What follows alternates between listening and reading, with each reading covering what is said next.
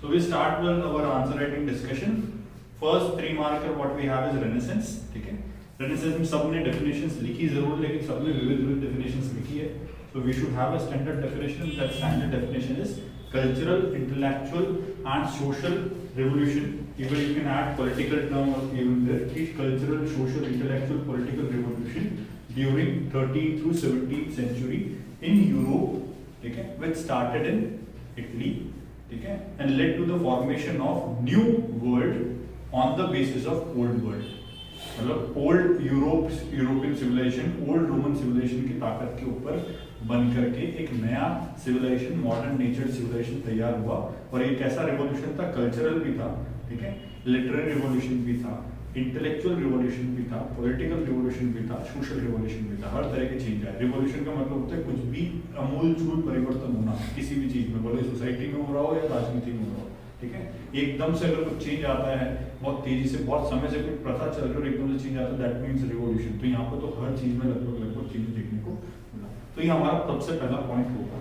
Second point हम यहाँ डालेंगे थीम. इसकी बेसिक थीम क्या थी, कैरेक्टरिस्टिक क्या थी. कैरेक्टरिस्टिक्स में आगे हम देखेंगे ह्यूमनिस्टिक कैरेक्टरिस्टिक थी, ठीक है, डेमोक्रेटिक कैरेक्टरिस्टिक्स थी, ठीक है, लिबरल कैरेक्टरिस्टिक्स थी कि सब लोगों के विचारों को ना महत्वता दी जाती थी. तो इस तरह की कैरेक्टरिस्टिक्स पे बेस था. सेकंड पॉइंट तो ये है. तीसरे पॉइंट में आप लिख सकते हैं कंट्रीब्यूटर्स. हेडिंग डालेंगे कंट्रीब्यूटर्स, सामने 4 5 6 नाम लिख देंगे. ठीक है, बहुत सारे, जैसे दाते का नाम लिखोगे सबसे पहले, पेट्रार्क का नाम लिखोगे, मैकियावेली का नाम लिखोगे, फेमस रैफेल का नाम लिखोगे, माइकल एंजेलो का नाम लिख सकते हो. ठीक है, तो फेमस 4 5 कंट्रीब्यूटर्स का नाम लिख करके आगे एक्सेट्रा लगा सकते हैं. क्लियर है? तो ये कुछ 3 पॉइंट लेकर यहाँ से आने चाहिए. बर्थ प्लेस वाला पॉइंट अगर चाहो तो जैसे मैंने डेफिनेशन के साथ इंक्लूड किया हुआ तो वहां इंक्लूड करो. अगर वहां इंक्लूड नहीं करते तो नीचे एक सेपरेट पॉइंट बना सकते हो, है ना. Birth place of renaissance dash लगा के लिखेंगे. क्लियर है? ये 3 मार्कर क्लियर है. सेकंड है 3 मार्कर तुम्हारे लिए क्रूसेड्स. ठीक है, crusades are basically religious wars. ठीक है, रिलीजियस वॉर्स हैं फॉर कैप्चरिंग जेरूसलम. ठीक है, तो सबसे पहला पॉइंट हमारा वहां पर ये आएगा कि religious Wars which took place during 11th to 13th century या 10th to 13th भी बोल सकते हो. ठीक है, कुछ 10th में भी हुए थे. तो 11th to 13th या 10th to 13th century which are initiated and directed by Latin Church. Latin Church के द्वारा या चर्च के द्वारा डायरेक्ट और इनिशिएट किए जाते हैं. ठीक है, वॉर अगेंस्ट इस्लामिज्म. ठीक है, सेकंड पॉइंट यहाँ पे आएगा objective. What is the objective of crusade. Crusade का मेजर ऑब्जेक्टिव था टू ऑक्यूपाई या to recover the holy land of Christian world that is Jerusalem from Islamic control. ठीक है, ये ऑब्जेक्टिव. मतलब ये कीवर्ड ध्यान रखना. पहले में अपन ने बताया कि क्या है, सेकंड में अपने बताया कि उस पर्टिकुलर चीज का उद्देश्य क्या था, ऑब्जेक्टिव क्या था ना. ऑब्जेक्टिव था कि जेरूसलम वाली जो भूमि है उसको वापस से रिकवर करके लेके आया जाए. तीसरे पॉइंट में अपन लिखेंगे इसके इंपैक्ट. ठीक है, इसका इंपैक्ट हमको जोड़ना है रेनेसां से. हमको दूसरे से कोई मतलब नहीं. हमारा रेनेसां से के क्वेश्चन टॉपिक से क्वेश्चन आया है, तो इंपैक्ट में हम लिखेंगे तीसरे पॉइंट में कि led to cultural knowledge and trade exchanges between civilizations which led to renaissance.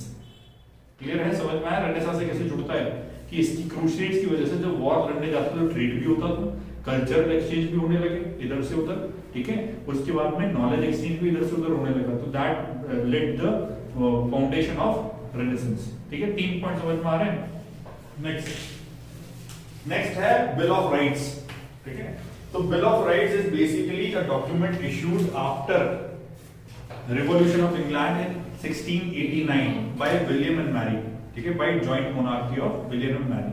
ठीक है, it was given royal assent on 16 December 1689. Date अगर याद है तो कर सकते हैं, स्टार्टिंग में मेंशन कर सकते हैं, उसको कोई दिक्कत नहीं. ईयर तो मेंशन करना है, डेट अगर याद है तो कर सकते हैं. ठीक है, अब अपन ने पहले तो बताया कि ये कब पारित हुआ. सेकंड में अपन बताएंगे कि क्या था. तो bill of rights was basically civil rights provided to citizens plus simultaneously plus इसमें एक और चीज यहां पर की गई थी कि it clarified the hierarchy of crown, कि किस तरीके से आगे हायर्स आएंगे. ठीक है, तो 2 चीजें इससे क्लैरिफाई होती है. पहले तो सिविल राइट्स मिले यूके के पीपल को, ब्रिटेन के पीपल को, और सेकंड इससे अपने क्या मिला कि किस तरीके से मोनार्की के जो क्राउन पे जो बैठने वाला वो किस तरीके से आगे बैठेगा. ठीक है, वो क्लैरिफिकेशन इस बिल के माध्यम से किया गया. Basically this bill was a replica of Magna carta जो पहले था उस मैग्ना कार्टा को इन्होंने लीगली दिया। पहले एक डिक्लेरेशन ऑफ राइट्स आया था, ठीक है, ब्रिटेन में there was a declaration of right. वो डिक्लेरेशन ऑफ राइट एक तरीके से राजा ने बोल दिया था, बस डिक्लेयर कर दिया था, उसको व्यवस्थित रूप से कानूनन रूप प्रदान करने का काम बिल ऑफ राइट्स ने किया था। पहले वो राजा का बोला हुआ वचन था, लेकिन अब ये पार्लियामेंट और क्राउन के द्वारा पारित की जाने वाली चीज थी, ठीक है। तीसरा पॉइंट इसमें हम लिखेंगे पॉलिटिकल चेंज, कि इसने ऑटोक्रेसी को खत्म करके, है ना, डेमोक्रेसी को बढ़ावा, पार्लियामेंट्री डेमोक्रेसी को बढ़ावा देने का काम ब्रिटेन में किया, ठीक है। ये 3-4 पॉइंट्स अपने इसमें आने चाहिए। क्लियर है, समझ में आता है। चलो नेक्स्ट अपना 3 मार्कर यहाँ पर है फोररनर ऑफ यूरोपियन रेनेसेंस। तो फोररनर सबसे पहले तो अपन लिखेंगे फोररनर ऑफ यूरोपियन रेनेसेंस इज दांते, ठीक है। उसके बाद सेकंड और थर्ड पॉइंट अगर हम बनाना चाहते हैं, पहली चीज तो अगर नहीं बनाना है तो भी छोड़ सकते हैं, पर रिस्क क्यों लेना, ठीक है। नहीं बनाना है तो भी अगर हमने दांते लिखा है तो पॉसिबिलिटीज तो है कि हमको 3 में से 3 दे देगा, ठीक है, क्योंकि सिंगल लाइनर क्वेश्चन था, ठीक है, सिंगल वर्ड का आंसर मांगने वाला क्वेश्चन था। लेकिन फिर भी कई बार ऐसा देखने को मिलता है कि अगर अपनी कॉपी कोई अच्छे बच्चे के नीचे रखी हो जिसने 3 पॉइंट बना कर दिए, तो फिर अपने को वो 2.5 दे जाता है, 2 दे जाता है। तो बीइंग ऑन सेफ साइड अपन भी सेफ खेलेंगे, और सेफ खेलते हुए अपन लिखेंगे वहां पे कि दांते के मेजर कंट्रीब्यूशंस क्या थे, उसके द्वारा लिखी गई किताबें कौन सी किताबें लिखी है, डिवाइन कॉमेडी, हाँ, तो जितनी भी किताबें हम सोच सकते हैं वो लिखेंगे। तीसरे पॉइंट में उसकी थीम लिखेंगे, किस थीम पर आधारित थी। तो basically he was more focused on humanistic views, ठीक है, and he was against the Catholic church, ठीक है, कैथोलिक चर्च के जो व्यूज थे उसके अगेंस्ट में था, ठीक है। इसके बाद एक 3 मार्कर है यहाँ पर राफेल, ठीक है। देखो राफेल भाई साहब एक तो पेंटर थे, स्कल्पचर आर्टिस्ट थे, प्लस आर्किटेक्चर थे, ठीक है। तो राफेल के बारे में सबसे पहला पॉइंट हम बताएंगे कि Italian painter, sculpture artist and architect, ठीक है, ड्यूरिंग हाई रेनेसेंस पीरियड। ये पॉइंट आना ही चाहिए, हाई रेनेसेंस को ओमिट नहीं करेंगे, अपने को बताना है कब कौन से पीरियड में था, ठीक है, और कौन सी कंट्री से अगर ये याद रख सके तो बहुत अच्छा है, ठीक है। तो मैंने कहीं पर भी देखो सेंटेंस में ग्रामर यूज नहीं किया, मैंने सीधा बोला Italian sculpture architect and painter, ठीक है। पेंटर शब्द पहले आना चाहिए क्योंकि मेजरली पेंटर के नाम से ही जाना जाता है, ठीक है, ड्यूरिंग हाई रेनेसेंस। मैंने कहीं पर भी इज आर द लगा तो लिखा नहीं, अपने को भी नहीं लगाना है, लिखते तो, ठीक है। इसके बाद फेमस कंट्रीब्यूशन करके हेडिंग बनाएंगे, एक कंट्रीब्यूशन लिखेंगे अपन उसका पेंटिंग में, 1-2 कंट्रीब्यूशन, 1-2 कंट्रीब्यूशन उनके हम काइंड में लिखेंगे आर्किटेक्चर में, 1-2 कंट्रीब्यूशन अगर हम स्कल्पचर में लिख सके तो लिखेंगे, ठीक है। तो एक कंट्रीब्यूशन हर तीनों फील्ड में वहां पर लिखकर उसको आगे।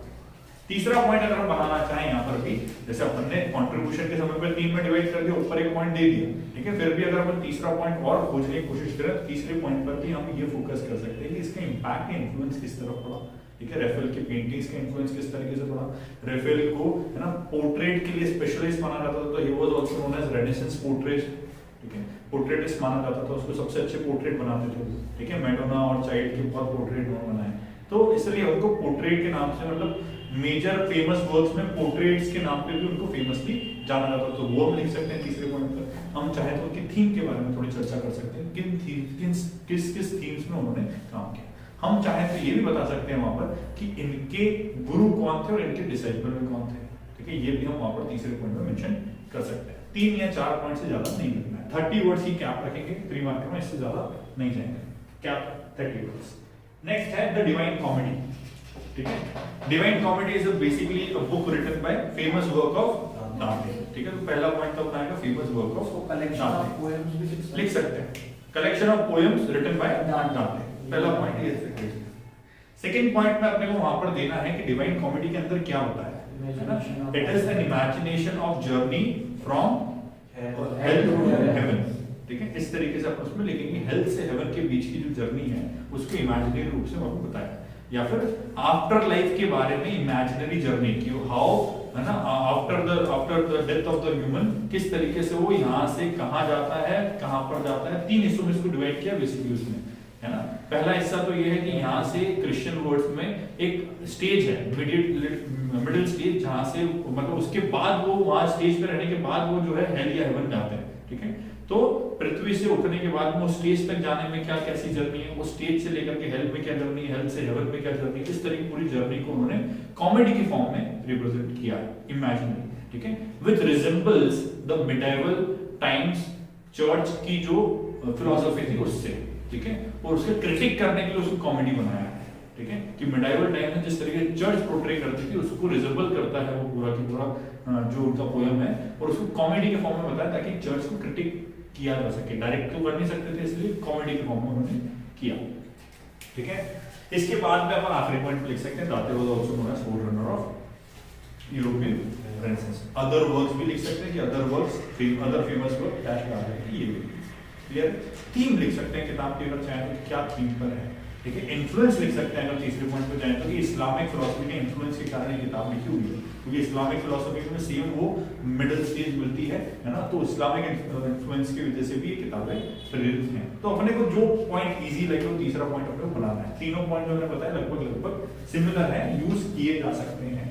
नेक्स्ट है आइजैक न्यूटन। ठीक है, तो न्यूटन के बारे में लिखेंगे, न्यूटन ने क्या क्या चीजें दी।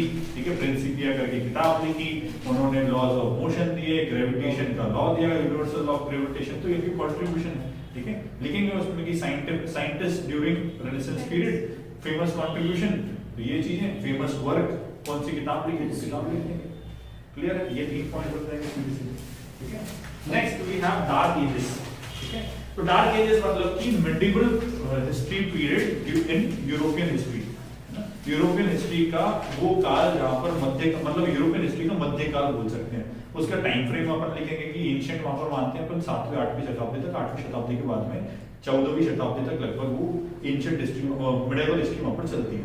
ठीक है, और मिडिवल हिस्ट्री में बेसिकली है ना कैरेक्टरिस्टिक्स हैं। क्या कैरेक्टरिस्टिक्स हैं कि religion was at peak, autocracy peak पर थी। ठीक है, no support for architecture, no support for intellectual revolution, या कोई इंटेलेक्चुअल को सपोर्ट नहीं करता था उस समय पर। ठीक है, रिलीजन के हिसाब से सब चीज चलती थी, वॉर का पीरियड था, हमेशा वॉर ही लड़े जाते थे। ठीक है, ये कैरेक्टरिस्टिक है ना। इनह्यूमन बिहेवियर था, कोई ह्यूमनिस्टिक बिहेवियर नहीं था। उसी समय पर आप देखो ग्लैडिएटर वॉर्स होते थे। ठीक है, उसी समय पर रोम में आप देखो कि वो काट पीट वाली चीजें जो चलती थी, है ना, वो काट सर कलम करते थे, तो ऐसी इनह्यूमनिस्टिक व्यूज उस समय पर चलते थे, autocracy protect views, characteristic of church भी डालेंगे, ऑर्थोडॉक्सी ऑफ चर्च डालेंगे। ठीक है, तो ऐसा कैरेक्टरिस्टिक्स करके एक सेकंड लाइन डालेंगे, वहां पर अपन कैरेक्टरिस्टिक लिखेंगे इस पीरियड के। ठीक है, फ्यूडलिज्म के कैरेक्टरिस्टिक है वो भी डालेंगे, बास्केट फ्यूडलिज्म के नाम से लिख सकते हैं कि बहुत खराब स्थिति का फ्यूडलिज्म। स्लेव कल्चर भी डाल सकते हैं कि स्लेव कल्चर भी इस समय प्रचलन में था। ठीक है, उसके बाद में तीसरा अपन लिखेंगे कि आफ्टर रेनेसांस या renaissance mark the end to dark ages, ये अपना तीसरा पॉइंट है। ठीक है, पहले पॉइंट में क्या है, दूसरे पॉइंट में क्या कैरेक्टरिस्टिक्स थी उस पीरियड की, और तीसरे पॉइंट में renaissance mark the end to dark ages. Clear है, समझ में आता है। Next question what we have is 6 markers, highlight the contributions of Leonardo da Vinci in European renaissance. ठीक है, सबसे पहले तो लिखेंगे स्टार्टिंग में कि Leonardo da Vinci was a famous painter, sculptor, ठीक है, आर्किटेक्ट, ठीक है, ही was also involved into botany, scientist भी थे। तो जितनी खूबियां भाई साहब के पास थी सबके सब उनको वहां पर लिखनी है। क्लियर है, इसके बाद जितनी अपन ने ऊपर खूबियां लिखी उनकी सबकी सेपरेट सेपरेट हेडिंग बनाएंगे। पेंटिंग, तो क्या फेमस वर्क्स थे, ठीक है, और क्या कैरेक्टरिस्टिक्स थी इनकी पेंटिंग की, वहीं पर लिख सकते हैं। कैरेक्टरिस्टिक्स में 3D पेंटिंग इन्होंने लिखा क्या है, विविड कलर का यूज, सिमेट्रिक पेंटिंग्स। ठीक है, तो जो कैरेक्टरिस्टिक्स थी एक कॉलम में, एक कॉलम में फेमस वर्क्स। ठीक है, पेंटिंग से रिलेटेड। सेकंड में स्कल्पचर, तो क्या स्कल्पचर्स इन्होंने बनाए, आर्किटेक्ट तो कौन से आर्किटेक्ट इन्होंने बनाए। ठीक है, सब मिल जाएंगे, नेट पे सारा डेटा अवेलेबल है, उसमें अपन टाइम वेस्ट नहीं करेंगे अभी। ठीक है, इसके बाद में इनके बॉटनी के अंदर भी बहुत सारी चीजें इन्होंने स्केलेटन के डायग्राम्स बनाए। ठीक है, साइंटिफिक डिस्कवरीज में भी इन्होंने बहुत हेल्प करी, जैसे कि जॉइंट राइट ब्रदर्स ने जो वो एरोप्लेन बनाया वो इन्हीं की डिजाइन पर बेस करके बनाया। ठीक है, ऐसा माना जाता है। बिल्कुल, दा विंसी कोड के नाम से एक चीज फेमस ही चल रही है अभी तक, जिसको अभी तक भी लोग ढूंढ ही रहे हैं कि हाँ उनकी पेंटिंग में बहुत सारी चीजें हिडन है। ठीक है, जिसको लोग डिस्कवर कर रहे हैं कि वो भाई साहब बना के बहुत अच्छी अच्छी चीज है जो कि अभी भी ढूंढ नहीं पा रहे हैं। ठीक है, तो अपने को तो उतना नहीं पढ़ना है, अपने को सीधा वो 5-6 शब्द अपन ने जो हेडिंग इंट्रोडक्शन में लिखे तो 5-6 शब्द की हेडिंग बनानी है और उसके अंदर उसने क्या क्या काम किया वो लिखना। आखिरी में अपन बनाएंगे छोटा सा कंक्लूजन कि thus because of his contribution in various fields he is also known as Renaissance man। ठीक है, इस तरीके से अपन एक सिंपल सुपर सा कंक्लूजन बना सकते हैं या फिर उनकी थीम्स के साथ भी कंक्लूजन बना सकते हैं। ठीक है, next what we have in 6 marker is write a short note on development of science during Renaissance period। Science के डेवलपमेंट का अपने को एक नोट लिखना है। तो साइंस में अपने को क्या क्या लिखना है, देखो साइंस में अपने को लिखना है, एक तो गैलीलियो का नाम यहाँ पर लिखा आएगा। ठीक है, कॉपरनिकस का नाम आएगा, आइजैक न्यूटन का नाम आएगा, केपलर का नाम आएगा, ठीक है। इसके बाद वो प्रिंटिंग प्रेस बनाने वाले भाई साहब का नाम आएगा, ठीक है। तो इन 4 5 6 लोगों के नाम यहाँ पर अपने को लिखने हैं कि ये लोगों ने मेजर कंट्रीब्यूशन साइंटिफिक फील्ड्स में किया। कुछ लोगों ने बॉटनी में भी किया है, वो भी लिख सकते हैं, ठीक है। तो इन फेमस लोगों के नाम लिखने हैं और इनके कंट्रीब्यूशन सामने एड्रेस करने हैं, ठीक है। और इसका इंपैक्ट क्या पड़ा वो अपन आखिरी में एड्रेस करेंगे कि because of these scientific discoveries many theories, many orthodox theories proposed by the church were contradicted, ठीक है। and the world came to know logical and technological things behind every phenomenon happening, ठीक है। जैसे कि अर्थ जो है वो सेंटर नहीं है पृथ्वी, मतलब पूरे यूनिवर्स का, है ना। सन सेंटर है, हम प्लैनेट की तरह उसके आसपास घूम रहे हैं, लेकिन पहले क्या बोला जाता है कि अर्थ जो है वो सेंटर है और सन जो उसके अराउंड रिवॉल्व कर रही है। कैथोलिक चर्च की ऑर्थोडॉक्सी थ्योरी थी, ठीक है। तो इसको कॉन्ट्रडिक्ट करने का काम किया ताकि indirectly directly they can contradict orthodoxy, और ऑर्थोडॉक्सी कॉन्ट्रडिक्ट करेंगे तो फ्री थिंकिंग और फ्री विल को जो है थोड़ा सा बढ़ावा मिल पाएगा और रेनेसेंस के लिए ग्राउंड जो है मजबूत तैयार हो पाएगा। तो इनका फेमस कंट्रीब्यूशन रहा साइंटिफिक तरीके से, ताकि लिबर्टी लेकर के आए, लिबरल थॉट्स लेकर के आया जा सके। तो उन्होंने बहुत सारी orthodoxy theories related to science को रॉन्ग प्रूव करने का काम किया है। ये इंपैक्ट में अपन एड्रेस करेंगे, ये हमारा कंक्लूजन होगा। क्लियर है? चलो next 6 marker what we have is describe the cause and impact of revolution of internet. Causes भी एक ही क्वेश्चन में पूछ लिए, इंपैक्ट भी पूछ लिए। पहले ये दोनों क्वेश्चन 6 नंबर में अलग से एग्जाम में पूछे जा चुके हैं। अब मैंने इसको मर्ज करके पूछा है, ठीक है। मतलब अपने को आधे पेज में कॉज लिखने, आधे पेज में इंपैक्ट लिखने हैं, क्लियर है। कोर्स नहीं पूछा, कोर्स अगर मैं पूछता साथ में कि इसका घटनाक्रम भी बताओ तो फिर हो सकता है 15 मार्क का क्वेश्चन बनाना, ठीक है। अब कॉजेस बताने हैं तो सबसे पहले अपन पॉलिटिकल कॉज बताते हैं, फिर उसके बाद रिलीजियस कॉज बताते हैं। 2 तरह के कॉजेस थे, सोशल तो ज्यादा थे नहीं, ठीक है। पॉलिटिकल कॉज में there was friction between monarchy and parliament, ठीक है।